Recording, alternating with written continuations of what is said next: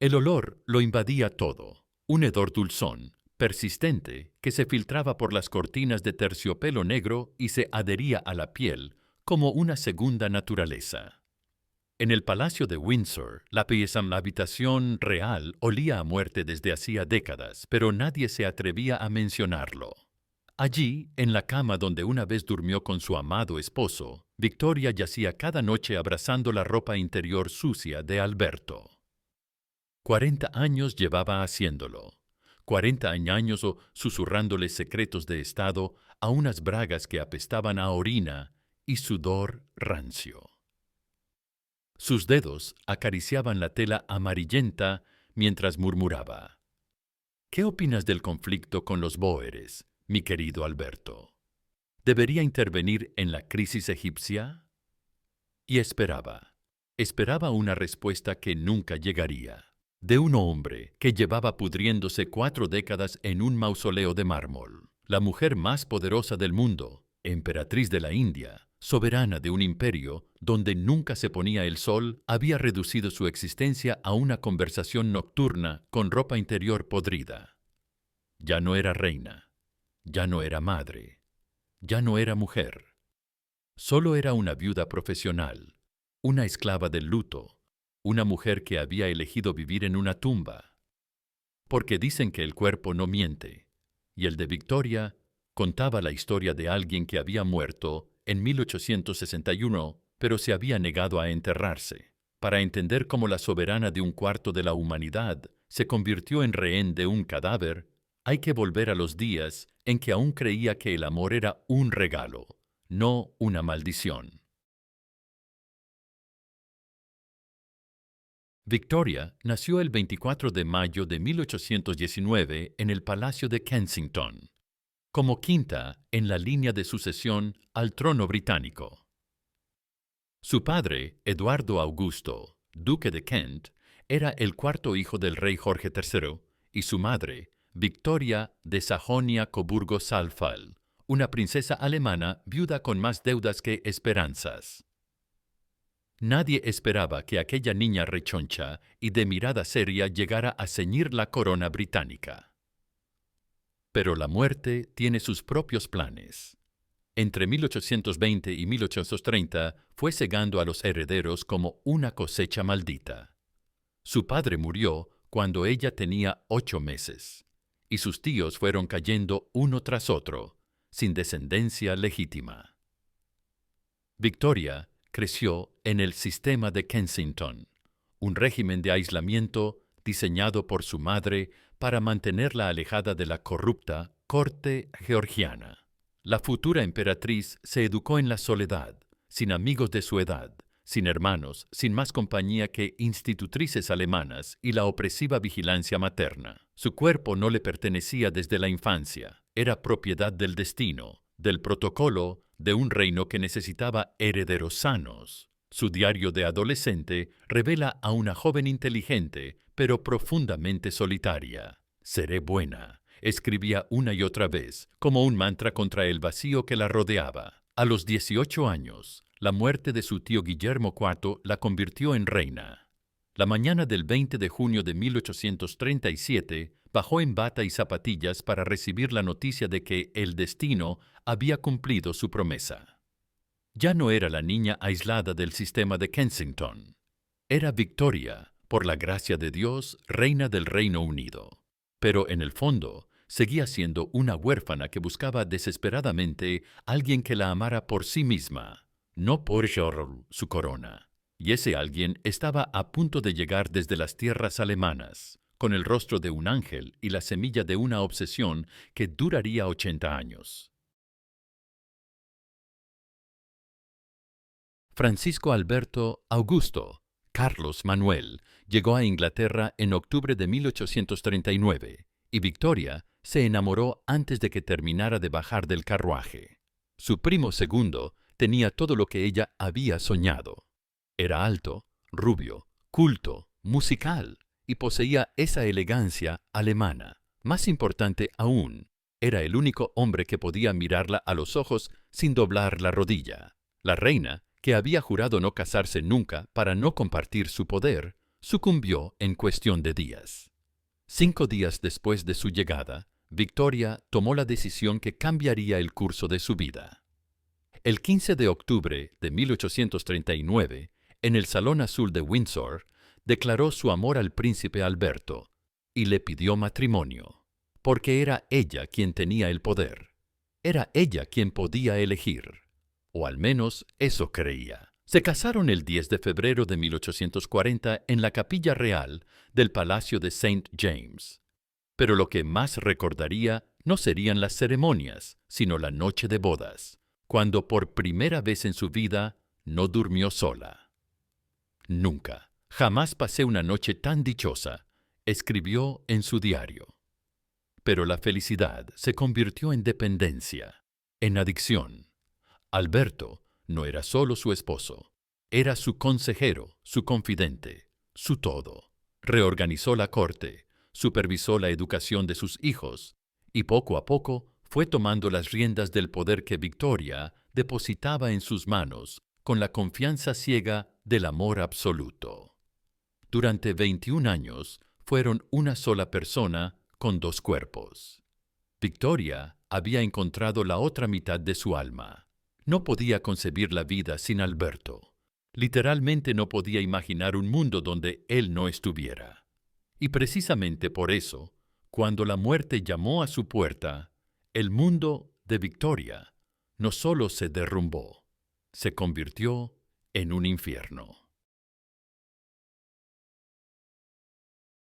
La fiebre tifoidea llegó a Windsor como un ladrón silencioso.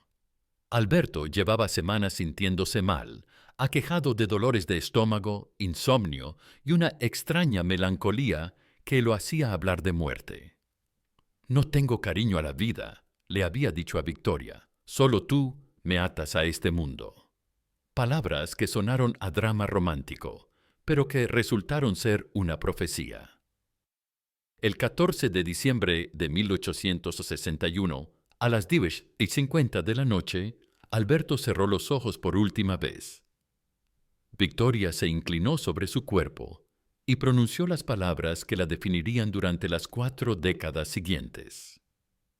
«Oh, mi querido Alberto, mi vida, mi todo. Tú eres mi vida, mi todo, mi razón de ser». Luego, algo se rompió dentro de ella. No fue un quiebro emocional, fue algo más profundo, más definitivo. Fue como si su alma se hubiera apartado en 2, y una mitad se hubiera ido con Alberto al otro mundo. La mitad que quedó en el cuerpo de Victoria ya no sabía cómo vivir sin su complemento. En las horas siguientes, Victoria tomó las decisiones que marcarían el resto de su reinado. Ordenó que la habitación de Alberto permaneciera exactamente como estaba. Su ropa debía sacarse cada mañana y colocarse sobre la cama. Agua caliente para su afeitado. Sus cigarrillos en la mesita de noche.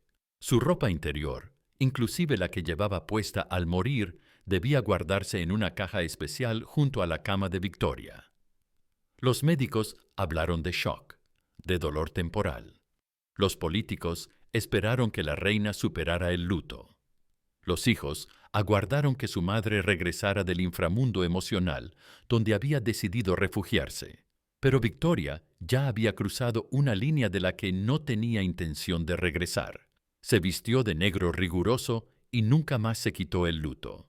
Se encerró en Windsor y se negó a aparecer en público. Canceló ceremonias, rechazó audiencias, evitó el Parlamento. El Reino Unido tenía reina, pero era una reina fantasma. Y por las noches, cuando los sirvientes se retiraban y Windsor quedaba en silencio, Victoria abría la caja especial, sacaba la ropa interior de Alberto y se acostaba con ella. Primero solo la sostenía. Luego comenzó a dormir con ella sobre la almohada. Finalmente, la abrazaba contra su pecho mientras le susurraba los secretos del imperio a un fantasma que solo existía en su mente, cada vez más fracturada. La transformación de Victoria en viuda profesional fue tan radical como aterradora. En cuestión de semanas, la mujer que había sido el centro de la corte más brillante de Europa se convirtió en una sombra enlutada que solo salía de sus habitaciones para visitar el mausoleo donde había enterrado a don Alberto. El Palacio de Windsor se convirtió en un santuario de la muerte. Las cortinas permanecían cerradas, los relojes marcaban eternamente las 10:50 y un silencio sepulcral reinaba en los pasillos. Victoria ordenó que se tomaran fotografías de Alberto en su lecho de muerte y las mantuvo en marcos dorados sobre todas las mesas.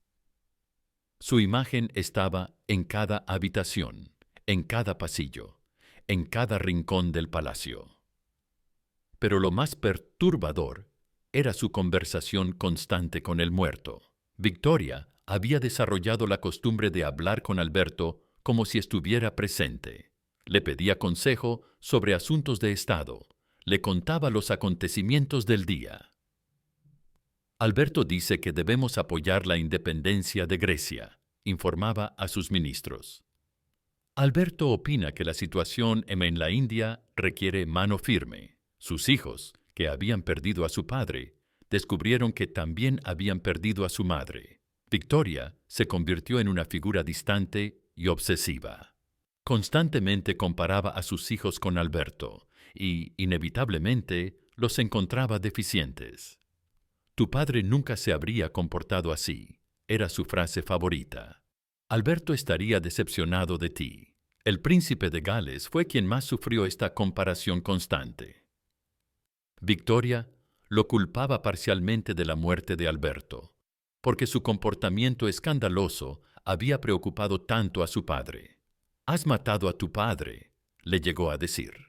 «Tu conducta ha roto el corazón del hombre más noble que ha existido».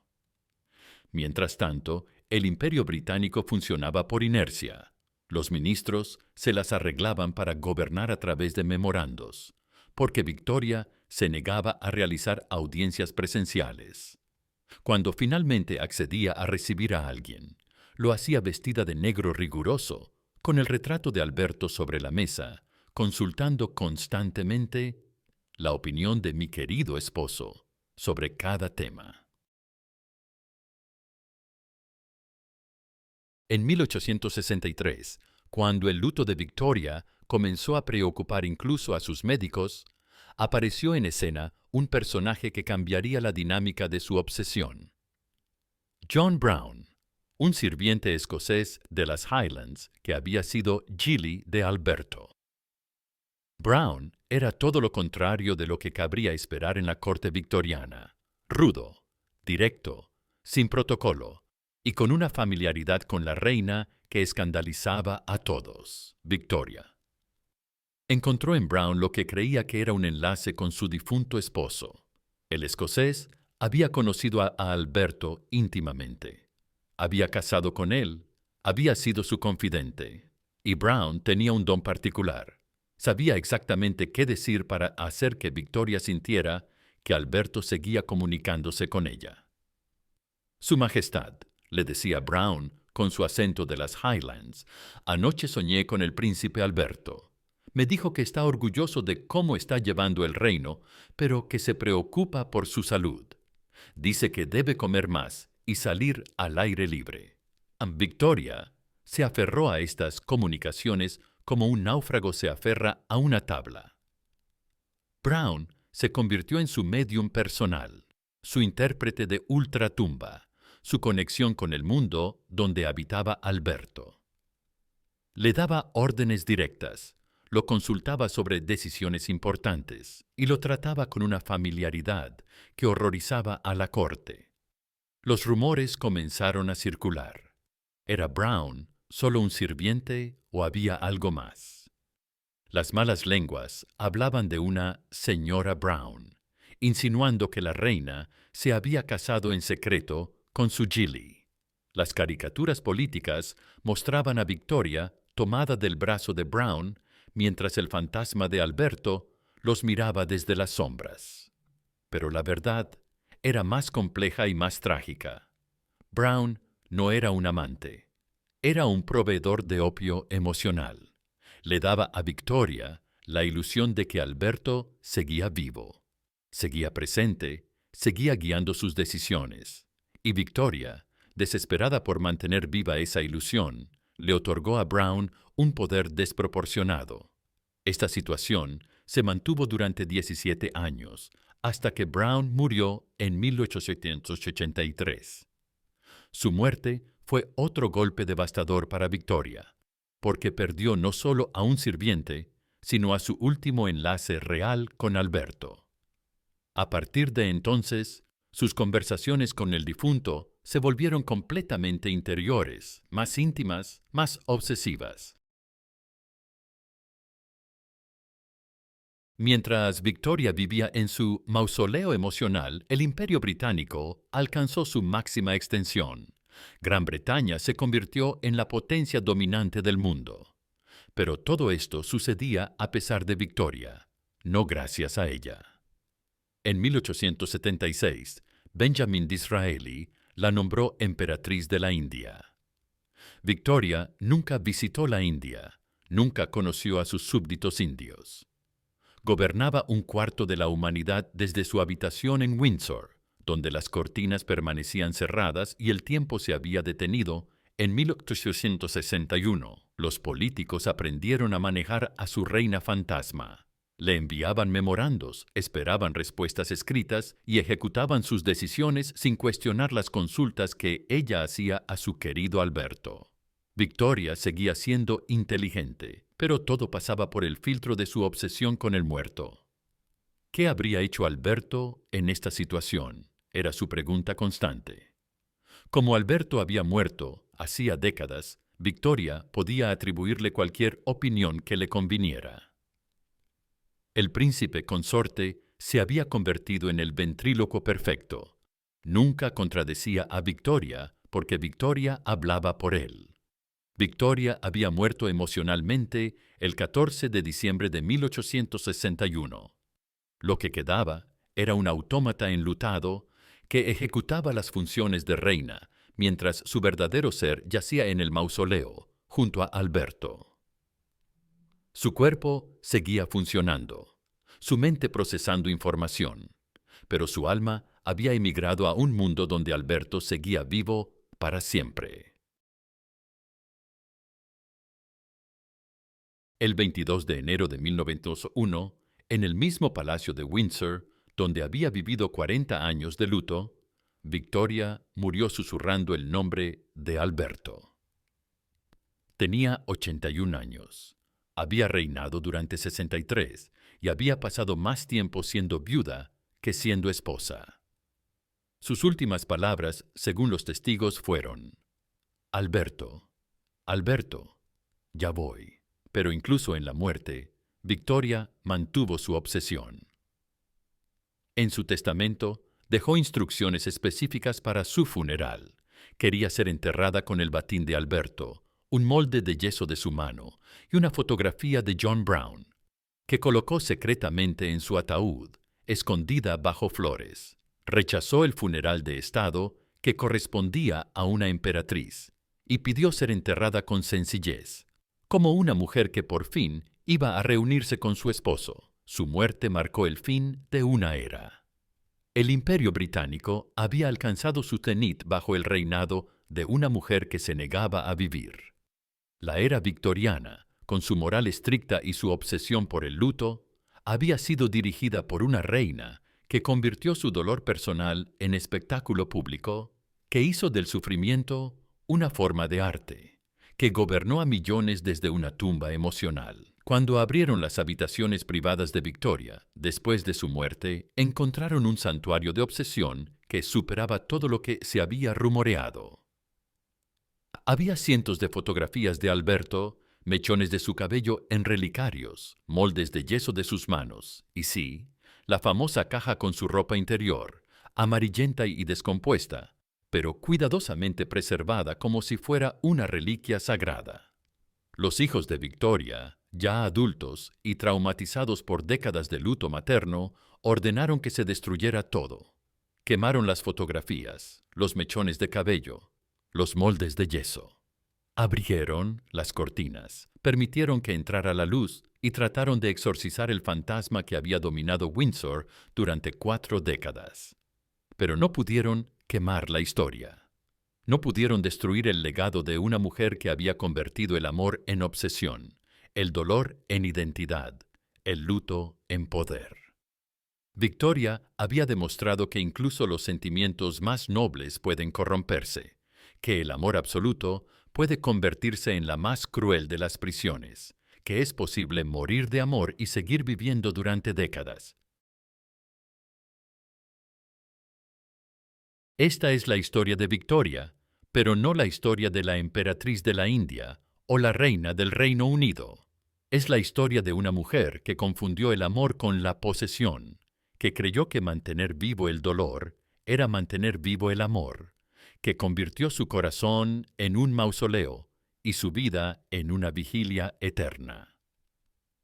Así mueren los imperios emocionales, no con grandes tragedias, sino con pequeñas obsesiones que crecen hasta devorar todo lo que las rodea. Victoria no fue una reina loca, fue una mujer que amó demasiado y no supo cómo dejar de amar cuando el objeto de su amor desapareció. Y aún hoy, cuando vemos personas que se aferran a relaciones muertas, que convierten sus casas en santuarios de recuerdos, que prefieren vivir en el pasado antes que enfrentar el presente, podemos reconocer el eco de Victoria. Porque el amor obsesivo no es patrimonio de reinas y emperatrices, sino una enfermedad del alma que no distingue entre coronas y corazones comunes. La tragedia de Victoria no fue que Alberto muriera. La tragedia fue que ella eligió morir con él, pero su cuerpo se negó a seguir a su alma.